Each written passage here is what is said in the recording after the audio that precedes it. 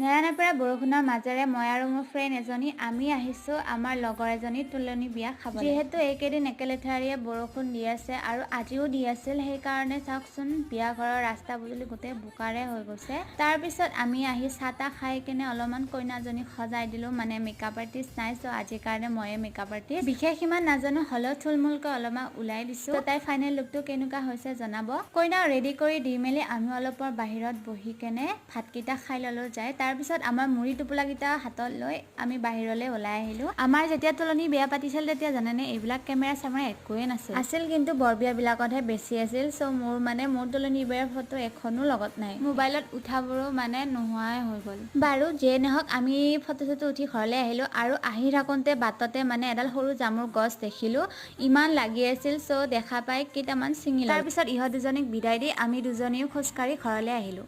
চ' আজিলৈ ইমানেই, বাই।